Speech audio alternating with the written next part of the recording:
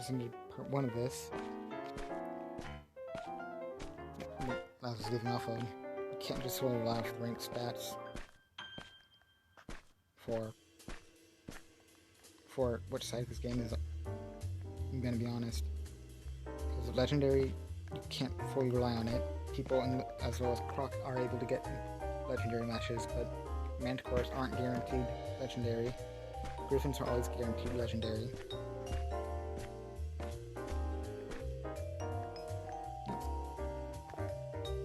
So we need quick match stats as well as rank stats. This is going to be the two biggest modes. 2v8 is going to be a lot different compared to quick match and normal rank. The fact that things are different in 2v8, but sure, quick match stats can be skewed or manipulated from things such as friendly hunter games, where hunters will lose on purpose, or suicide survivor squads. But here's the thing. How much of the community does that all the time? Not much.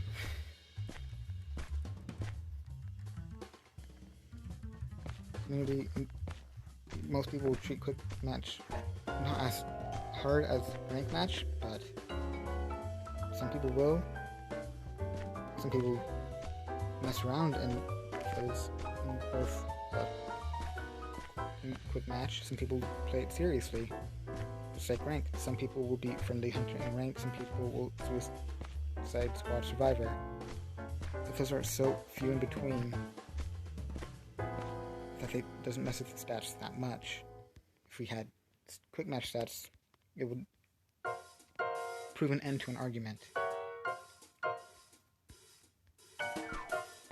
I think there's also matchmaking. One of the biggest problems I have with this game. Matchmaking has been breaking for a while, since it started breaking Season 7, and once the new ranks was added, which was last season, it just completely broke over. The people in low as B who are getting hunters that are in Croc, that are in Sabertooth, hunters in Croc are getting survivors that are Champion, Hercules, Griffin, Alicorn. If you're teamed up with a lower rank survivor, wait a minute, I need to turn on Do Not Disturb. If you're teamed up with a lower rank survivor, it's like say a Griffin 5 teamed up with a B who doesn't have full 100% of points, and there's 3 Griffin 5s and one B with like 50% of points, the game's gonna gravitate to giving the team a hunter who doesn't have the full 120% of points. This isn't always the case, but it happens a lot. It pushes people away from the hunter side, which brings into another problem. The hunter shortage. The hunter shortage is also affecting matchmaking. So it will give hunters players out of their skill range. It will also sometimes do this to survivors, but it will really do this to hunters. Look at my record. See, this match was done right after. This is one that happened right after the season reset, so ranks have been reset, that type of stuff. Fair matchmaking, but let's continue on. Go to this one.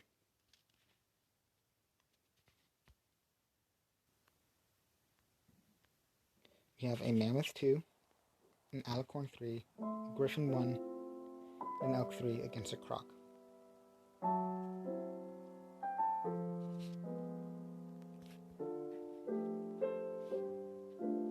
With matchmaking, the system can be abused. If you're teamed up with a lower player, you're most likely going to get a hunter of a lower tier and the highest tier survivor on that team. Look at this, Croc 1, a high Griffin team.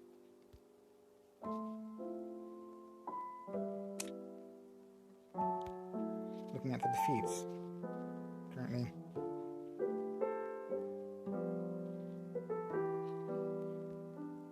Once again, High Griffin team is a full teamed up squad as well.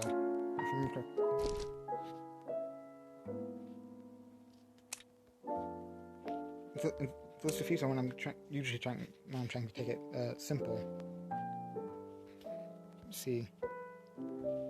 That matchmaking's not that bad, but let's go look at some of my Dream Wish games.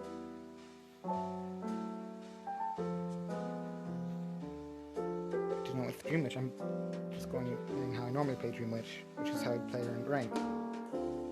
Sometimes I'll give myself more leeway in a quick match actually, but Griffins most end up in a 4. And with 4, I'm okay with that type of matchmaking, but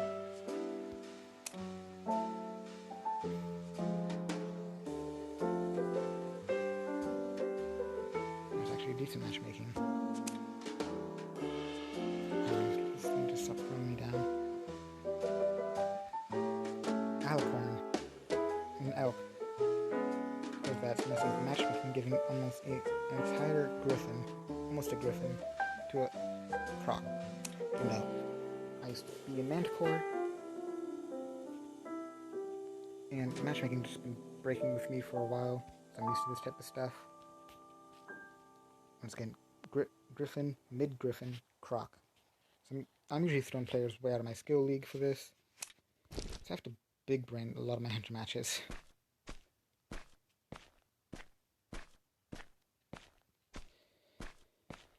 But matchmaking's been breaking for a while. And like I said, quick match is the biggest match that people will play in this game. Matchmaking has more, rank has better matchmaking than quick match. So the stats will be a bit more fair to hunters there, but if you look at quick match, I can guarantee that'd be more survivor sided because of matchmaking in general. I mean, matchmaking needs to be fixed. It's something that will push players away. Well, that's the reason why I took the break I did from IDV. I think there's also another thing I'd like to mention. Where was it again? I don't remember. Oh, fuck, no music.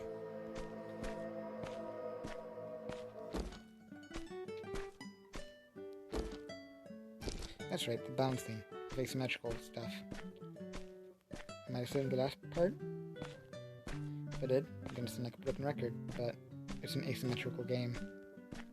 The team of 4 should not equal or be equivalent to the team of 1.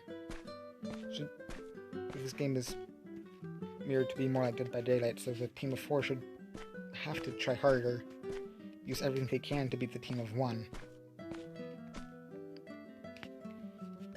Don't get me wrong, Team 1 shouldn't be overpowered, like completely overpowered for survivors, and that gives survivors no chance to breathe. The hunters should still have to try too, do not get me wrong. But the team of 4 should not equal this team of 1. It should be, in terms of power, less than. But once you reach high ranks, you have to push for a draw.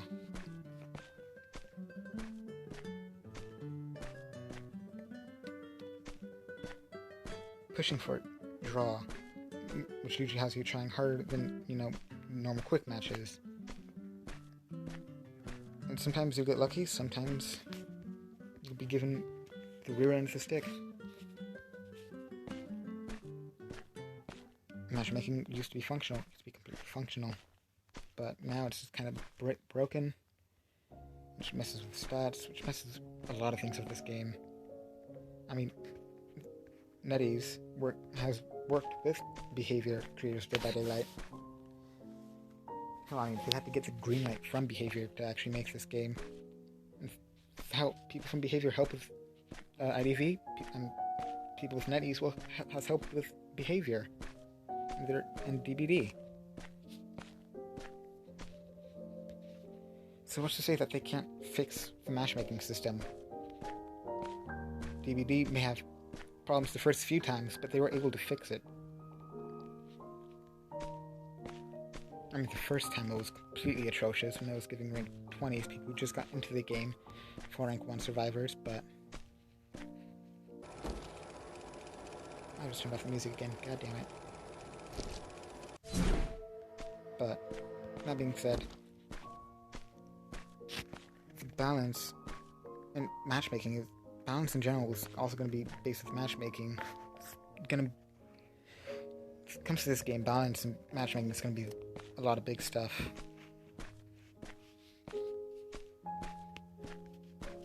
There's also something. God damn, I just turned off the music again. Oh well, we'll got this stuff for a while. I've mentioned the abundance of stun survivors. I want to mention something about the 200-second really do stuns. Over half the rosters for survivors can do a stun or a slowdown speed. For hunters, some of them can slow them down, like Axe Boy and his trees after his rework. Bane is able to slow him down if he crashes near them. Violetta has always been able to slow him down with her webs. Violins can slow him down with his notes. Peeper has always slowed them down. Feaster's tentacles slow them down. But when it comes to the big stuff here, Disciple and Undead, or Percy and Anne. I'm not sure how how frequent this was, but Shadow Step had to have been recently. How recent it was? That's where I was looking for. Not frequent. Don't know how recent it was, but Shadow Step has been nerfed. Being confined by a cat multiple times will significantly reduce the confined duration, which makes Node 10, I want to say, impossible. Because no matter how much I've tried to time this, you cannot get that hit off before the confinement period ends. Like, you look at Percy, his stun can be chained. So say he's about to stun you, you're about to vault, he can stun you, walk over to you, and hit you, or he can stun you again after you recover and are about to vault something, and right when you think you have enough room to vault, you're wrong. It will end up in a terror shock and end up with you downed. His stun, whatever it is,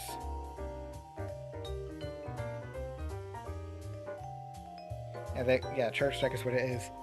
It can stun survivors, but it doesn't have the same debuff as Anne's Shadow Step.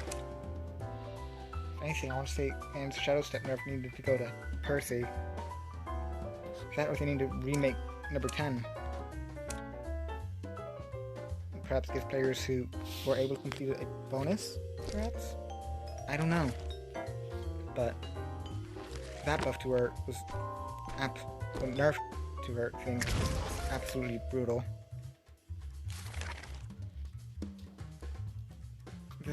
Like I said, I'm going a lot on balancing and stuff because I care for this game. If I didn't care, I wouldn't play it as much as I do. If I didn't care, I wouldn't have gone to top 50 Dream Witch. But I care for the balancing of this game. I really do. Which is why I'm making this. But Anne, if I'm correctly, was nerfed during the week when she was only essence free. This her stuns were too long, which that's fair. Then they've nerfed it again, making it significantly, meaning no matter how well you timed it, you will not be able to get that second hit off before confinement ends.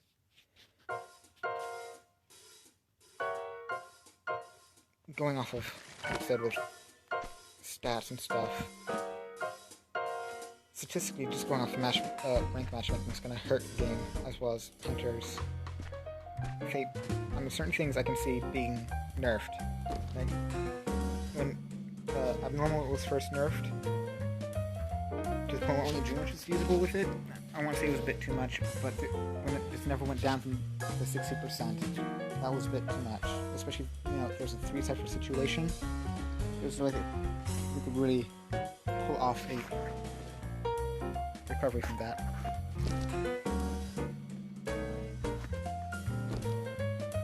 There's also... God damn it, I keep fucking doing that. There's also the fact that, when it comes to balancing of things, NetEase is mostly looking at the high and the low ranks, but most of the player base is going to be comprised of middle ranks. If you look at the high ranks, if you look at the low ranks, here's the problem: you can't just adjust to the higher or low ranks. If the character is overperforming in low ranks, so you nerf them, it's going to affect literally every higher rank, mid and high rank.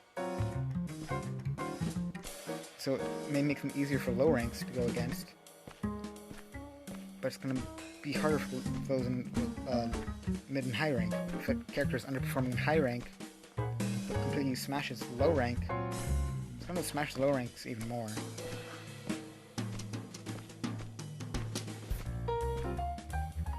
Which is also problematic. There's also maps and stuff that needs to be taken into consideration. And I've said this in the previous part, that Persona in general needs a good look at.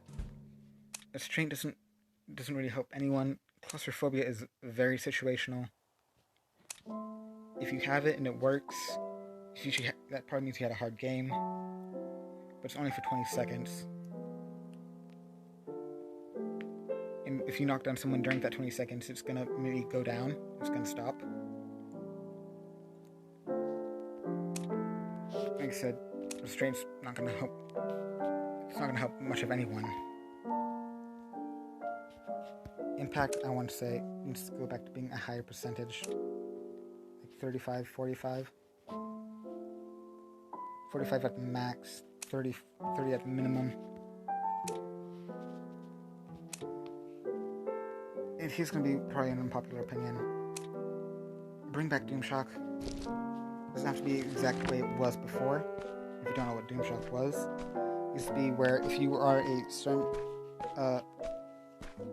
distance away from a survivor in a chair, you have I think it was 25% chance to DoomShock, which was essentially a terror shock to a survivor.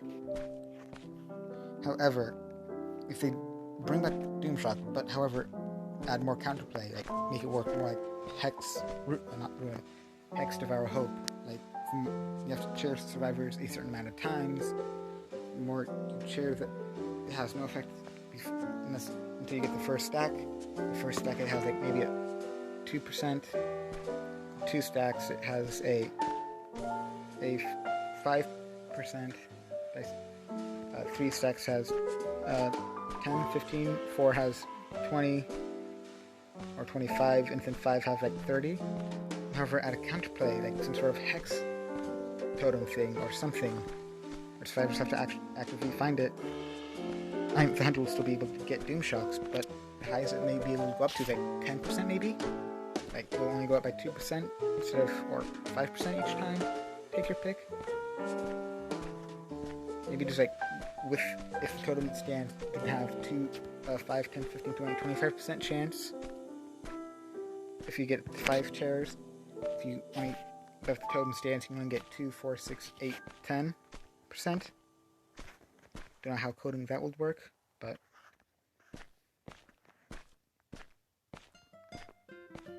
I've mentioned rank, I've mentioned stats, I've mentioned a bunch of balance stuff.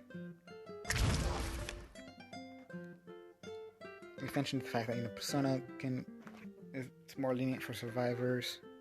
I've mentioned how matchmaking is absolutely shagged right now. Should have to look through this. In here, I'm thinking of.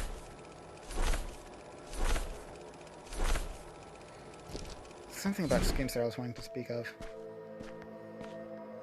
That's correct, feaster skins. Well, skins, people usually say they do nothing for you except change your look. I want to say, depending upon the character you play, skins can actually help. Or it can, affect you.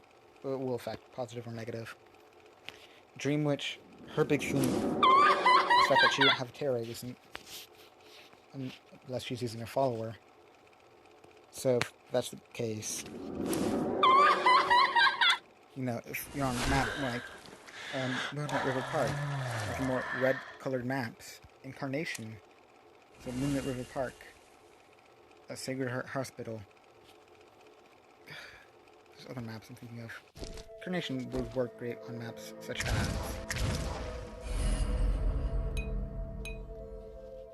Sacred Heart, I've mentioned, Moonlit,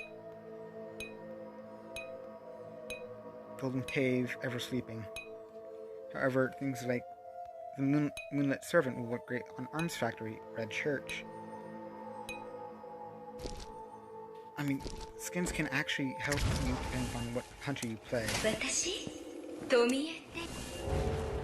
Kawakami Tomie. Unless you pay full attention to people who are near you, the follower can look like a serpent if you don't pay attention. Serpent can partially blend in with some of the more blue-oriented maps, like not Sacred Heart, like Arms Factory, Lakeside.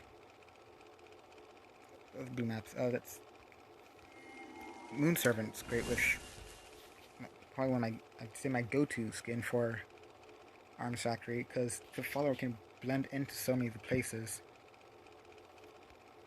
I haven't used Fine yet because I'm not certain on what map it will go well with, but I use Original and Worn on Lakeside because of the fact it's a darker map. But when it comes to Feaster, I always use the original skin. Now, the reason why is I believe the other skins, Nyan and Chef, mess with the hitbox. They make his hitbox smaller, I want to say, for his attacks. Which is why I've always used the original skin for him. For Mad Eyes, well, my favorite skin that I used since I got it was Scrooge, but it does severely bag you up. I mean, skins can help you out in this game. When Ghost Girl and Moon Servant was first announced, I was worried that I was going to give an unfair advantage on certain maps. Thankfully, it's not that. Well, it's not too much of that. But how some skins can literally crash people's games. One of my friends, if they're up against a photographer, their game will have a higher chance of crashing, and especially if it's a more fancy photographer skin, they will most definitely crash. Skins can do have an effect on the game. Let's see if this was something I'm thinking of.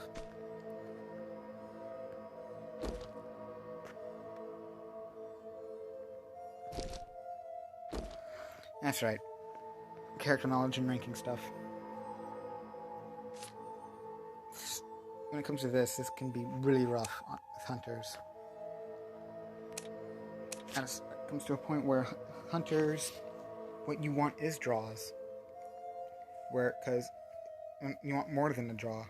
Because at higher ranks, not even from my experience, draws will end up losing you like a few points.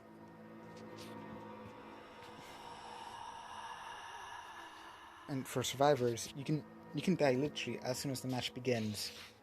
But you can catch for 30 seconds as a decoder and die just after those 30 seconds.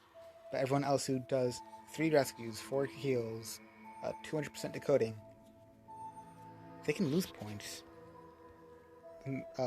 Character point system needs a general fix, and there's also the fact that at higher tiers, at beginning tiers, going off on experience in my end again, I picked up Dream Witch, I learned her, then I went into rank. I used to get a few it was at least 125 points I think I started off with. As I got higher, the points got lower. Where I'm getting 25 points for a 4-man, 10 points for a 3-man, and it's a 50-50 if I was getting any points at all on a draw. 50-50 if I was losing or gaining a point or on a draw. Half the time I was losing.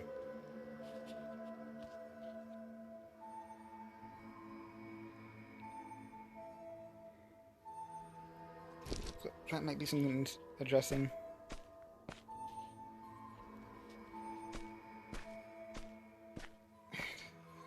I think that's about it.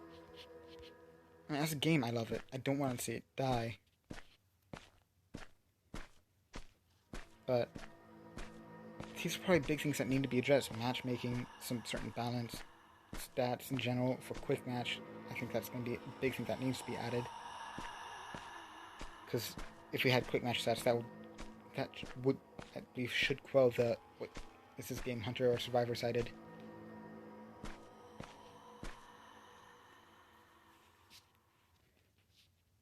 And that being said, I'm gonna upload this and the first part, and then I'm gonna start a new thing where I'm going to be well, I don't think I said this in the first part. I'm going to be doing rank again. I'm back into IDV full swing. All these defeats was me doing friendly hunter for dice grinding before the end of the season. At least some of them were. Okay, yeah, these Jack ones is me doing friendly hunter. I know that for a fact. But as soon as these Dream Witch ones, that one Dream Witch one was a bot match. But yeah, said, well, not like I said, but I'm going to be starting a new thing. I'll be doing rank again. I'll be going back for that top 50 goal, which is going to be one hell of a grind. Currently 268. How to get back to top 100, I'm gonna...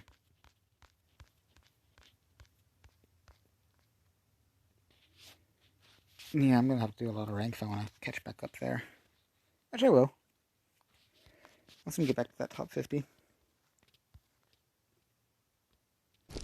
I'm also probably going to redo some videos, certain series of videos, such as the Dream Witch tutorial.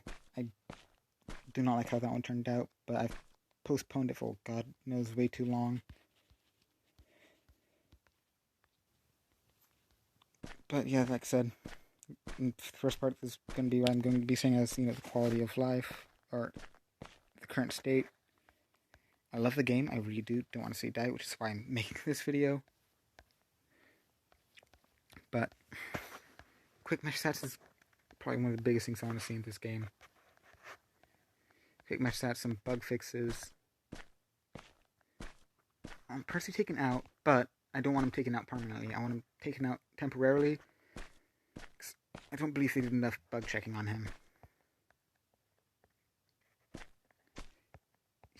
He needs some fixing. I mentioned the first part, you can die while still being healed.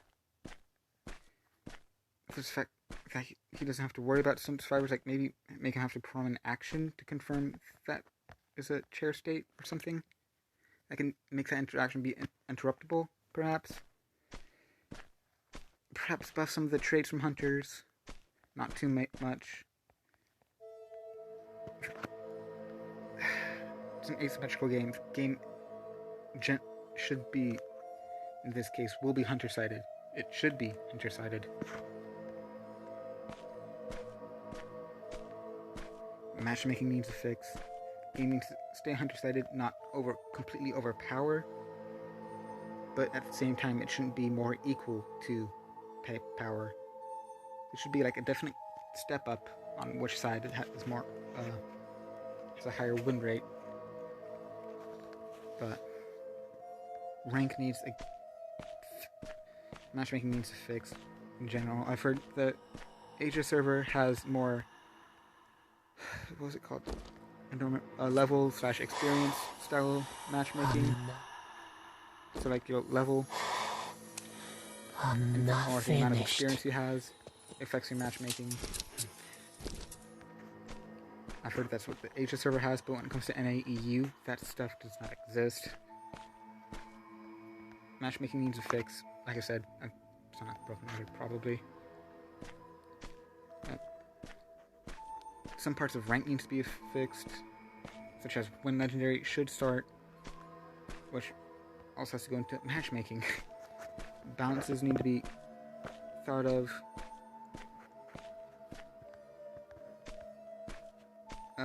More bug testing on Percy, I'm gonna be honest with you. I've buffed the Hunter Persona tree. I mean, don't get me wrong, some things on the Survivor Persona tree could probably be buffed as well. I mean,